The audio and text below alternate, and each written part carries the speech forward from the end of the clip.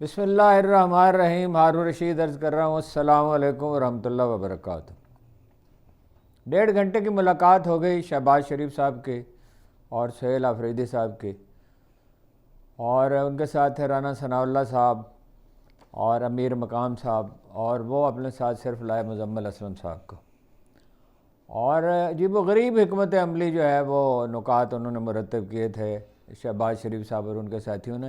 ایک تو ان سے یہ کہا بیٹھتے ہی شہباز شریف صاحب نے کہ میں نے تو آپ کو شکریہ کا اپنا مبارکباد کا پیغام بھیجا جب آپ وزیر اعلیٰ بنے اور آپ سے تعاون کا وعدہ کیا، تو آپ نے کوئی جواب ہی نہیں دیا۔ انہوں نے کہا شہباز شریف صاحب قبلہ، میں نے آپ کو جواب بھی دیا، آپ کا شکریہ بھی ادا کیا۔ وہ شہباز شریف صاحب کا مسئلہ یہ ہے کہ میموری ان کی ٹھیک نہیں ہے، حالانکہ وہ ایکسیلنٹ ان کی یادداشت تھی، لیکن جن حالات میں وہ کام کر رہے ہیں اور وہ جس طرح کے ان پہ دباؤ ہیں، اس میں تو آپ کو پتہ ہے کہ وہ شعر ہی بھول جاتے ہیں، ضرب المثل ہی بھول جاتے ہیں، محاورے روز مرہ کے محاورے جو عام استعمال ہوتے ہیں وہ بھی بھول جاتے ہیں، کہی ہوئی بات بھی بھول جاتے ہیں۔ پھر دوسرا کیس انہوں نے یہ بنایا کہ آپ کو 400 روپے دیے، 800 روپے دیے ایک وہ صوبے کے ترقیاتی منصوبوں کے لیے، اور یہ جو 400 روپے آپ نے مختص کیے ہیں اس میں یہ ہے اور اس میں یہ۔ انہوں نے کہا اس میں کیا ہے بھائی، اس کا ایک ایک پیسے کا حساب لے لیں، حالانکہ وہ صوبائی حکومت کے پیسے ہیں۔ اور انہیں یاد دلایا کہ حضور آپ نے 5700 ارب روپے دینے ہیں، 5700 ارب روپے دینے ہیں۔ آپ نے پنجاب کو فراوانی سے پیسے دیے، بے تحاشا پیسے دیے، سندھ کو دیے، ہمارے پیسے ہم پہ الگ دہشت گردی کا بوجھ بھی ہے ہم پہ، اور تیرا کا مسئلہ بھی ہے، اور جناب قبائلی علاقے کا بوجھ بھی ہے جس کے لیے جو آپ نے وعدے کیے تھے وہ پورے نہیں کیے۔ تو پھر انہوں نے یہ کہا کہ وہ 400 روپے کا آپ حساب لے لیں، حالانکہ وہ ظاہر ہے صوبائی حکومت کے پیسے ہیں، ایک ایک روپے کا حساب موجود ہے۔ اور آپ کو یاد ہے کہ وہ سب جانتے ہیں کہ وہ غبن کا الزام لگا، پیسے بھی خرچ ہونے شروع ہوئے ہیں، وہ کہا 2 ارب روپے کا، وہ ان کا سوشل میڈیا اور ان کے جو ہیں، کیا میں ان کے لیے لفظ استعمال کروں، ان کے جو لوگ ہیں وہ کہتے رہے کہ جی غبن ہو گیا۔ غبن کہاں سے ہو گیا؟ اور وہ بعد میں انہوں نے کئی مواقع پہ، اس سے پہلے بھی انہوں نے کہا، شاید آفریدی صاحب نے اپنے ساتھیوں سے، کہ یہ کیسے لوگ ہیں، یہ مجھے سمگلر کہتے ہیں جس سے میرا دور کا واسطہ بھی کبھی نہیں رہا، اور میرے سکینڈل تلاش کرتے رہے۔ اور یہ پھر انہوں نے کہہ دیا شہباز شریف صاحب سے، جب وہ زیادہ ہی اپنا اصرار کرتے رہے بعض چیزوں پر، کہ حضور اگر میں کارکن ہوتا پی ٹی آئی کا، میں کبھی زندگی میں آپ سے نہ ملتا۔ اور ظاہر ہے اس کے پیچھے یہ کلک تھا کہ انہیں کرپٹ کہا گیا، اور انہیں جناب یہ کہا گیا کہ موبائل بیچ لیتے تھے، چھین لیتے تھے اور سمگلنگ کرتے تھے۔ یہ نکلا کچھ بھی نہیں اس میں سے، آخر میں ثابت ہوا۔ یہ جو کردار کشی کی جنگ ہے، میں ہمیشہ عرض کرتا ہوں کہ اس میں کبھی کوئی نہیں جیتتا، اور یہ جو جھوٹ کا کاروبار ہے جس کے لیے لوگ رکھے گئے ہیں، اور سینکڑوں نہیں، کبھی تفصیل آپ سے عرض کروں گا، ہزاروں لوگ رکھے گئے ہیں۔ اور خیر اس میں ایک پارٹی تو قصوروار نہیں، اس میں سبھی قصوروار ہیں، اللہ کے فضل سے سبھی کا رویہ یہی ہے، معدود چند کے سوا۔ تو انہوں نے کہا میں تو کبھی، میں تو ذمہ داری ہے اس لیے میں حاضر ہو گیا ہوں، اور آپ سے کوشش کی تھی ملنے کی تو آپ ملے نہیں تھے۔ تو وہ پھر جب انہوں نے کہا 5700 ارب روپے کا، تو انہوں نے کہا کہ ٹھیک ہے، یہ تو شہباز شریف صاحب نے کہا، بات کو ٹالنے میں تو ظاہر ہے وہ اپنا ثانی نہیں رکھتے، ڈیلے کرنے میں۔ تو انہوں نے کہا جی کہ آپ ان کے ساتھ بیٹھ جائیں، احسن اقبال کے صاحب کے ساتھ کچھ کا حساب کریں۔ احسن اقبال صاحب کیا حساب کریں گے جی؟ بھی آڈیٹر کا کام ہوتا ہے، اور اگر سیاستدان کو کسی کو مقرر کرنا تھا تو رانا ثناء اللہ جو نسبتاً بہرحال پریکٹیکل آدمی ہیں، جو بھی ان کے ایشوز ہیں، پرابلمز ہیں، جو بھی ان کا مزاج ہے، لیکن بہرحال وہ کچھ نہ کچھ پریکٹیکل تو ہیں۔ اس کا میٹنگ میں بھی انہوں نے مظاہرہ کیا۔ وہ جب یہ معاملہ تلخی کی طرف جانے لگا، زیادہ تلخی تو نہیں ہوئی ویسے، تلخی کی طرف جانے لگا، تو انہوں نے رانا ثناء اللہ صاحب نے کہا کہ میٹنگ ہوتی رہے، بات ہوتی رہے تو غلط فہمیاں پیدا نہیں ہوتی۔ وہ اس پہ اصرار کرتے رہے کہ بات ہوگی تو انشاءاللہ ٹھیک ہے۔ اور اس کے بعد ان کے یہ کہنے کے بعد رانا ثناء اللہ کو ذمہ داری سونپنی چاہیے تھی، اس لیے کہ وہ ولنگ تھے۔ ایشوز تو اصل میں اور ہیں، لیکن ایشو تو یہ الیکشن چرایا گیا ہے، الیکشن کمپین چلانے نہیں دی گئی، امیدواروں کو گرفتار کیا گیا، امیدواروں کو ہراساں کیا گیا، وہ نشان چھینا گیا، تو الیکشن چرائے گئے ہیں، ایک ڈکیتی کی گئی ہے الیکشن میں۔ تو اس پس منظر میں یہ میٹنگ ہو رہی، تو یہ ان کو ملحوظ رکھنا چاہیے۔ الٹا ان سے پوچھ رہے ہیں کہ وہ 400 ارب روپے کا آپ نے کہاں خرچ کیے، اور وہ 800 ارب روپے آپ کو دیے تھے. انہوں نے کہا بھائی CTTD پہ کیے، کاؤنٹر ٹیررزم ڈپارٹمنٹ پہ خرچ کیے، اور اس کا بھی حساب لینا چاہیں تو لے لیں آپ. صوبے میں انہوں نے کہا دہشت گردی ہے، قبائلی علاقے کا بوجھ ہے، مرکز پیسے نہیں دیتا. اور یہ آج سے نہیں ہے، مستقل طویل عرصے سے یہی سلسلہ ہے. نواز شریف صاحب کے دور میں بھی یہی، اس کے زرداری صاحب کے دور میں بھی یہی تھا، نواز شریف صاحب وزیر اعظم تب بھی یہی تھا.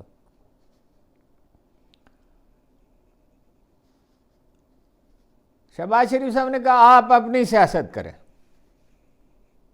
شہباز شریف صاحب نے بھی کوشش کی، تھوڑی سی ماحول کو ٹھنڈا رکھنے کی کوشش کی. شروع میں جب ان کی کوشش ناکام ہو گئی، ہم اپنی سیاست کریں گے لیکن سخت بیان بازی نہ کریں. ارے بھائی، وہ ان کے 10,000 کارکن جیلوں میں پڑے ہوئے ہیں. ڈاکٹر یاسمین راشد 76 سال کی عمر میں کینسر کی مریضہ، صرف ان کا یہ قصور ہے کہ انہوں نے نواز شریف صاحب کو ہرا دیا تھا. وہ جیل میں ہیں، ان کا پراپر علاج بھی نہیں ہو رہا، اور ان کی حالت بہت زیادہ خراب ہے. عمر سرفراز چیمہ کی، اللہ نہ کرے کبھی کوئی بری خبر آ جائے. اعجاز چودھری کو دل کا دورہ پڑا ہے. محمود الرشید صاحب کی صحت خراب ہے، کسی کا پراپر علاج نہیں ہو رہا.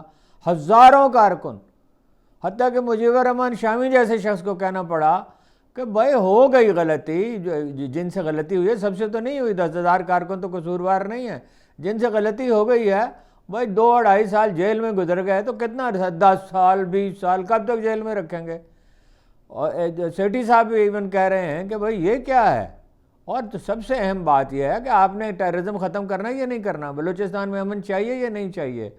ایران کے ساتھ $10 بلین کا ان کا تنازع ہے کہ بھائی وہ آپ نے گیس کا، وہ زرداری صاحب نے پھنسا دیا ملک کو، آخری ہفتے میں تشریف لے گئے اور معاہدے پہ دستخط کر رہا ہے. اور جناب، اور مطلب یہ اس پہ غور ہی نہیں فرمایا. غور کیا فرمایا، وہ جانتے تھے کہ امریکہ نہیں لینے دے گا گیس. تو $10 بلین کا ان کا مطالبہ، جو قانونی طور پہ تو صحیح مطالبہ ہے، تو وہ مسئلہ کون حل کر سکتا ہے؟ کون افغانستان میں 3 گھنٹے کے لیے چلے جائیں عمران خان، تو چلے جا کے 2-3 دن وہاں گزاریں اور تفصیل سے مذاکرات کریں تو ٹیررزم بند ہو جائے گا. تو آپ نے بند کرنا ہے یا نہیں کرنا؟ اور اب بلوچستان میں امن چاہیے یا نہیں چاہیے؟ تو ظاہر ہے تو ان کی رائے کے بغیر ملاقات ہونے نہیں دی جاتی. یہ چیز نہیں انہوں نے چھیڑی، بلکہ انہوں نے جب کہا کہ ملاقات کا بھی رانا صاحب نے اشارہ کیا کہ ہو جائے گی ملاقات، تو انہوں نے کہا ملاقات میں کر لوں گا. مطلب یہ تھا کہ بھائی آپ کا کہاں سے ملاقات کریں گے، آپ کا اختیار تھوڑی ہے، ظاہر ہے. تو لیکن انہوں نے کہا کہ باقی چیزوں پہ توجہ دیں، مراد ان کی یہ تھی. جیسے میں نے عرض کیا کہ وہ 4 آدمی تو وہ ہیں، اگر ذرا بھی کوئی احساس ہو، اور میں معافی چاہتا ہوں، ذرا سے بھی کوئی آدمیت ہو تو ان کو تو رہا کریں. فواد چودھری جیسا آدمی یہ کہہ چکا ہے کہیں سے آغاز تو کریں. یہ نہیں آپ رتی برابر رعایت نہیں دینے چاہیے اور ہر رعایت مانگتے ہیں، دینا ذرا برابر رعایت اور ہر رعایت مانگتے ہیں. یہ کہاں کی دنیا میں کہیں ایسا ہوتا ہے کہ آپ سب کچھ مانگتے رہیں اور دیں کچھ بھی نہیں؟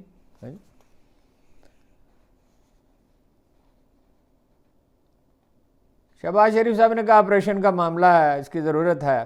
دیکھیے اس میں کتنے تیور بدلے، کتنے پہلو بدلے، کتنی دفعہ موقع بدلا. پہلے کہا آپریشن کریں گے، پھر کہا کہ یہ آپریشن بالکل نہیں کر رہے. آپریشن کرنا کیا ہے جی؟ جب ساری آبادی وہاں سے چلی جائے گی، وہاں کوئی ہوگا ہی نہیں، تو آپریشن کس کے خلاف کرنا ہے؟ ٹیررسٹ وہاں بیٹھے رہیں گے اس انتظار میں کہ آئیں ہمیں گولی ماریں.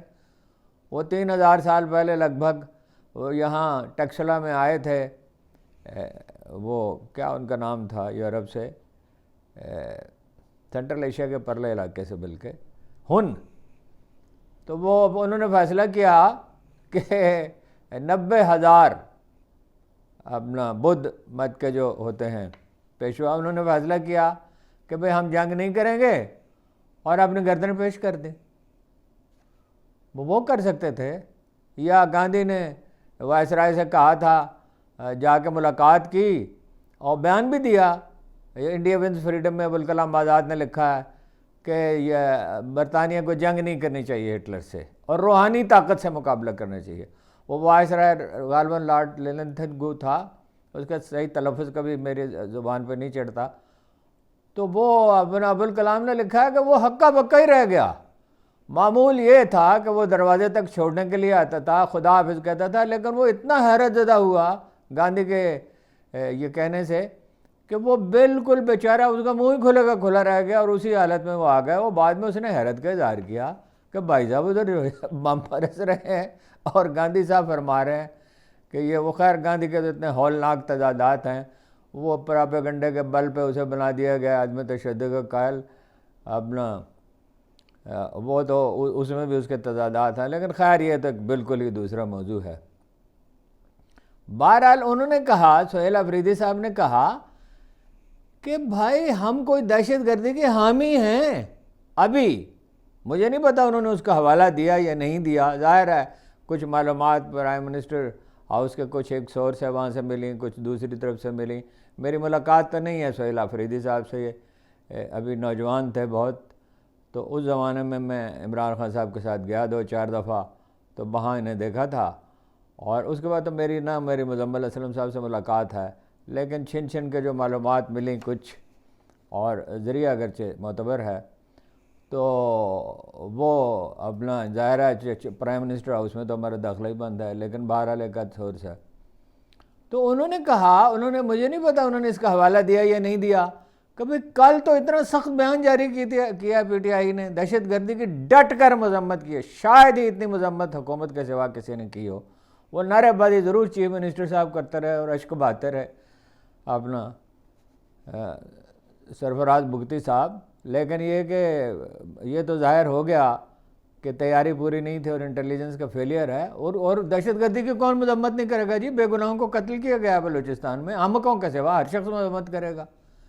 جو لوگ غیظ و غضب میں ہیں یا نفرت میں مبتلا ہیں, اور اگرچہ ان سے بھی ہم کیا کہیں, جو کچھ قوم کے ساتھ کیا گیا ہے تو لوگوں میں غصہ تو ہے ہی. تو دہشت گردی تو وہ تو بے گناہ لوگ مارے گئے, عورتیں مارے گئی, بچے مارے گئے, عام شہری مارے گئے, تو اس کی تو ہر کوئی مذمت کرے گا. انہوں نے کہا ہم نے کب انکار کیا ہے؟ او بھائی ہم سے مشورہ تو کریں. یعنی صوبے میں آپریشن ہو رہا ہے اور صوبے سے ہی پوچھنا نہیں ہے, کیسا کمال. اور مزمل اسلم صاحب نے بھی کہا بھئی ہم آپ کو ان پٹ دے, obviously وہ زیادہ جانتے ہیں, تیر آبادی کو یہ زیادہ جانتے ہیں, وہ وہاں کے رہنے والے ہیں سہیل آفریدی صاحب اور ان کے لوگ.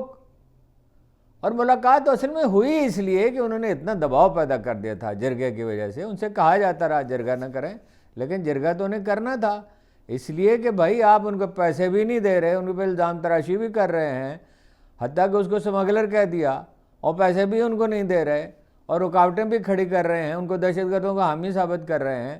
تو ظاہر ہے جرگہ تو انہوں نے کرنا تھا, اپنی پوزیشن کو, اپنے آپ کو رسوا ہونے تو نہیں دیتا. انہوں نے کہا دہشت گردی کے خلاف جو ہے کارروائی جو آپ کریں اس کی مخالفت کا سوال ہی پیدا نہیں ہوتا, لیکن سوچ سمجھ کے, ظاہر ہے سوچ سمجھ کے مشورے سے کرنا چاہیے. ٹیررسٹ قتل ہونے چاہیے نا, شہری تو نہیں ہونے چاہیے. جیسے ڈرون حملے ہوتے تھے, یوسف رضا گیلانی اور زرداری صاحب کہتے تھے کہ کرتے رہو حملے, ہم مخالفت کرتے رہیں گے تم کرتے رہو, اور وہ تو ہر چیز آن دی ریکارڈ ہے. عمران خان کہتے کیسے ڈرون حملے بند ہو گئے, اور اس کے بعد کیا امن نہیں ہوا, بہتری نہیں آئی تھی, بہت بہتری آئی. اور انہوں نے جہاں ضروری تھا تعاون بھی کیا, امریکیوں کے انخلا میں تعاون کیا, اور کوشش کی کہ امن رہے, خطے میں امن بحال ہو جائے. لیکن وہ بڑی تکلیف تھی ظاہر ہے سی آئی اے کو اور پینٹاگان کو اور امریکی انتظامیہ کو. چنانچہ ڈونلڈ لو کے ذریعے ان کی حکومت ختم کرائی گئی, اور اب سب پریشان ہیں, اب کسی کی سمجھ میں نہیں آتا کہ کیا کریں. او بھائی ہر چیز کی ایک کلید ہوتی ہے, ہر چیز کا ایک طریقہ ہوتا ہے دنیا میں. یہ نہیں کرتے. شہباز شریف پہ کیا, شہباز شریف نے تو یہ کہہ دیا تھا طالبان جو ہیں وہ پنجاب میں دہشت گردی نہ کریں, مطلب اور جہاں چاہیں کریں. تو وہ شہباز شریف کی کیا ساکھ ہے اور باقیوں کی کیا ساکھ ہے؟ تو عمران خان جائیں گے تو مسئلہ حل ہوگا. اور آپ اور کچھ نہیں کرنا چاہتے, حکومت بھی نہیں دینا چاہتے ان سے, تو ان سے یہ تو کہیں کہ اس میں مدد کریں, وہ ضرور اس میں مدد کریں گے. کوئی طریقہ ہوتا ہے ہر کام کا. جہاں تک مجھے معلوم ہے, ممکن ہے میری معلومات نامکمل ہوں, تیر آبادی کا معاملہ جو ہے بہت تفصیل سے زیر بحث نہیں آیا جو میرے خیال میں ہونا چاہیے تھا. کتنی زیادتی ان کے ساتھ ہوئی. یعنی اگر وہ خود نکلتے, جو یہ بعد میں موقف اختیار کیا گیا, تو وہ اپنی جیسے ہمیشہ صدیوں سے وہ وہاں سے نکلتے آئے, 300-400 سال سے وہاں سے نکلتے آئے. 300-400 سال پہلے اس علاقے میں پشتون آباد نہیں تھے, کوئی 400 سال پہلے یہاں لوگ آنا شروع ہوئے. تو وہ اپنی منصوبہ بندی کے تو ہمیشہ آتے تھے, کبھی اس کا کوئی ذکر ہی نہیں ہوتا تھا. مگر یہ کہ 3 دن بعد جگہ 5 دن وہ بھوکے پیاسے پڑے رہے، برف گرتی رہی، اور تھوڑے سے آدمی بھیجے نادرا کے، رجسٹریشن کی کیا ضرورت تھی، انٹیلیجنس کے چند آدمی بھیجتے، وہ نگرانی کر لیتے، اور وہ ٹیررسٹ ان کے ساتھ تھوڑی آئیں گے، ٹیررسٹ جائیں گے اپنے ٹھکانوں پر، اور موسٹ پروبیبلی افغانستان جائیں گے۔ پتہ نہیں وہ تار کیسی لگائی ہے اور کیا اس کی۔ جنرل باجوہ تو میری بھی کئی دفعہ ان سے بات ہوئی، وہ کہتے تھے کہ وہ چوکیاں بنیں گی ہر 500 گز کے فاصلے پر، پٹرولنگ ہوگی، پتہ نہیں کیسی پٹرولنگ ہے، وہ گھس آتے ہیں وہاں سے۔ تو بہرحال اس میں تو پھر یہ انہوں نے ہی مدد کی، اور یہ انہوں نے ادھر سے پراپیگنڈا شروع کر دیا، صوبائی حکومت نے کوشش کی، پراپیگنڈا شروع کر دیا۔ قبل کدھر سے قبل ہو گیا؟ کوئی ثبوت، کوئی ایویڈنس اگر ہوا ہے، فرض کیجئے کسی نے کیا، ضرور اس کو سزا ملنی چاہیے اور کارروائی ہونی چاہیے، لیکن ہر چیز کا ایک نظام، عدالت آپ نے رہنے نہیں دی، پولیس کو برباد کر کے رکھ دیا۔ پھر خیر بہرحال یہ انہوں نے کہا، شہباز شریف نے فائنلی بات یہاں آ کے ٹھہری، جی ایپیکس کمیٹی کا اجلاس بلا لیں۔ آپ کو یاد ہوگا نیشنل ایکشن پلان کے تحت جنرل کیانی صاحب کے زمانے میں جب تمام پارٹیوں نے مشترکہ طور پہ چیف آف آرمی اسٹاف کو اختیار دیا تھا کارروائی کرنے کا، جب اپنا صوفی کیا نام ہے ان کا، سوات والے صوفی محمد نے معاہدہ کرنے کے بعد توڑ دیا تھا، کہا تھا میں پارلیمنٹ کو ہی نہیں مانتا، آئین کو ہی نہیں مانتا، بینک نہیں رہنے دیں گے اور یہ نہیں کرنے دیں گے، حالانکہ ان کے سارے مطالبات مان لیے گئے تھے۔ تو اس کے بعد ظاہر کارروائی کرنی پڑی سوات میں، تو اس وقت اختیار دیا تھا، مذاکرات بھی اپنا ناکام ہو گئے تھے ان کے ساتھ، تو پھر وہ اس کے ایک نیشنل ایپیکس کمیٹی بنی تھی اور ایک صوبائی ایکشن کمیٹی بنی، ایپیکس کمیٹی بنی تھی۔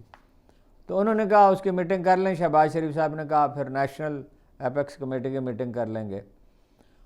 تو اس میں کون ہے صوبائی کمیٹی میں جو ہے، اس میں کور کمانڈر صاحب ہیں، چیف منسٹر صاحب ہیں، آئی جی صاحب ہیں، اور اپوزیشن لیڈر بھی ہوتا ہے، عباد اللہ ہیں ایک جناب امیر مقام صاحب کے بھائی، جو یہ امیر مقام صاحب مشرف کے بھائی تھے۔ پھر مجھے اچھی طرح یاد ہے کہ پی ٹی آئی میں شامل ہونے کی انہوں نے اتنی کوشش کی جس کی کوئی حد نہیں ہے، پھر وہ اس میں شامل ہو گئے، اب وہ اس میں بھی معتبر ہیں، کچھ 5-7 ہزار آدمی انہوں نے رکھے ہوئے ہیں، ہر جلسے میں لے جاتے ہیں، بس یہ ان کی ہے اپنے لیڈری کے راز۔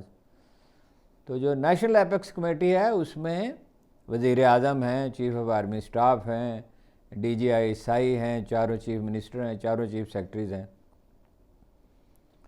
اور اس میں ذمہ دار اخبار نویس کہتے ہیں پشاور کے، کہ کور کمانڈر جو ہیں پشاور کے جنرل بخاری صاحب، ان کا رویہ مثبت ہے، ان کی کوشش رہتی ہے ماحول ٹھنڈا رہے اور امن قائم ہو اور کوئی مطلب مسائل میں اضافہ نہ ہو۔ ایک موقع پر تو چیف منسٹر میں اور ان میں کچھ ناراضگی ہو گئی تھی، کچھ اپنا بدمزگی سی ہو گئی تھی، ایک جونیئر افسر نے ان سے جا کے کہا کہ آپ جا کے ملیں کور کمانڈر سے، تو وہ بڑے حیران ہوئے چیف منسٹر، یہ کیا کہہ رہے ہیں کہ ایک جونیئر افسر جاتا ہے اور کہتا ہے آپ جا کے ان سے ملیں، لیکن وہ اپنے کور کمانڈر صاحب نے معاملے کو سنبھال لیا، ان سے خود جا کے ملے، بات کی، لیکن اب زیادہ رابطہ چیف سیکرٹری کے ذریعے ہوتا ہے۔ یہ ملاقات جو ہے یہ بھی چیف سیکرٹری صاحب کو میسیج دیا گیا، ان کے ذریعے ہوئی، کوئی بڑا بریک تھرو تو نہیں ہوا، لیکن بہرحال یہ تو طے ہو گیا ایپیکس کمیٹی کا اجلاس، اور وہ 4 ارب روپے کا آڈٹ، یعنی اندازہ لگائیں یہ آڈٹ کرنے جا رہے ہیں، یہ شہباز شریف صاحب جو منی لانڈرنگ کے ملک کے سب سے بڑے، زرداری صاحب کے سب سے بڑے قصوروار سمجھے جاتے ہیں، یہ اپنا کریں گے، اور حسن اقبال صاحب کریں گے، جن کا کوئی موقف ہی کبھی نہیں ہوتا، جو موقف پوچھ کے طے کرتے ہیں، ہاں جی، کوئی ڈھنگ کا آدمی بھیجتے ہیں، آڈیٹر کو بھیجیں جس کا کام ہوتا ہے یہ۔ لیکن بہرحال چلیے صوبائی کمیٹی کا اجلاس، ممکن ہے مرکزی ایپیکس کمیٹی کا بھی اجلاس ہو جائے۔ اور ایک بات میں مجھے حیرت ہوئی، مجھے وہاں سے پرائم منسٹر ہاؤس کے کسی سورس نے بتایا جو وہاں موجود تھا، کہ انہوں نے چائے نہیں پی، سہیل آفریدی صاحب نے چائے نہیں، میرے خیال وہ ٹینس تھے، مطلب ان کا دل نہیں چاہتا تھا جانا، تو پڑا، جانا چاہیے تھا، ضرور جانا چاہیے۔ تو یہ مذاکرات کو بھی انگریزوں سے مذاکرات کرتے تھے نا، غیر ملکی تھے، ملک میں قابض تھے، قائد اعظم مذاکرات کرتے تھے، گاندھی بھی کرتے تھے، اپنا کانگریس کی پوری لیڈرشپ کرتی تھی. اقبال بھی گئے گول میز کانفرنس میں. مذاکرات ہونے چاہیے لیکن یہ کہ ایشوز پہ اور مسائل حل کرنے کے لیے. انگریزوں نے تو ہندوستان کو چھوڑنے کا فیصلہ کر لیا تھا اگرچہ امریکی دباؤ پہ کیا تھا, اور اگرچہ اس لیے کیا تھا کہ آمدن کم ہو گئی تھی ہندوستان سے اور اخراجات بڑھ گئے تھے. لیکن بہرحال غنیمت ہے. کل ملاقات میرے خیال میں ہوگی حسن اقبال صاحب کی اور مزمل علیہ السلام صاحب کی. پھر صوبائی ایپیکس کمیٹی کی میٹنگ ہوگی, پھر نیشنل ایپیکس کمیٹی کی. تو امید رکھنی چاہیے, لیکن جب تک بنیادی مسئلہ حل نہیں ہوگا. اگر کوئی آدمی جو ہے وہ شوگر کا مریض ہے تو آپ اس کی آنکھوں کا علاج کرتے رہیں گے, اس کے پاؤں کے انگوٹھے کا علاج کرتے رہیں گے, اور جناب اس کو ٹانک دیتے رہیں گے. بھائی شوگر کا علاج ہونا چاہیے. ہاں جی, مریض کو واک کرنی چاہیے, اپنی خوراک ٹھیک کرنی چاہیے.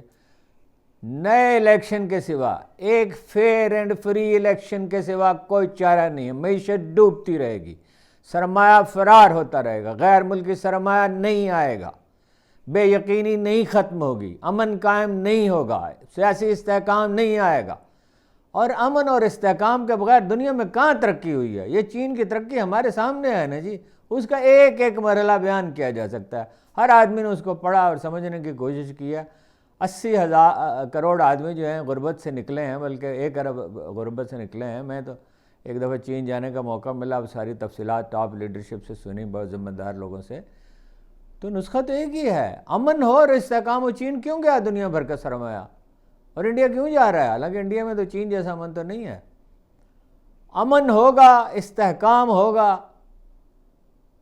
تبھی ترقی ہوگی, اور کوئی صورت نہیں. ملک کا اپنا سرمایہ, وہ بڑے جو نام لیے جا سکتے ہیں, فیکٹریاں ملک سے باہر پچھلے 20 سال میں منتقل ہو گئیں پاکستانی صنعت کاروں کی, بنگلہ دیش, ملائیشیا, چائنا. تو یہ جو خواب, جو دن کی روشنی میں خواب دیکھے جاتے ہیں, وہ نہیں پورے ہوتے. زندگی آدمی سے سمجھوتا نہیں کرتی, آدمی کو زندگی سے سمجھوتا کرنا ہوتا ہے. آپ کا بہت بہت شکریہ.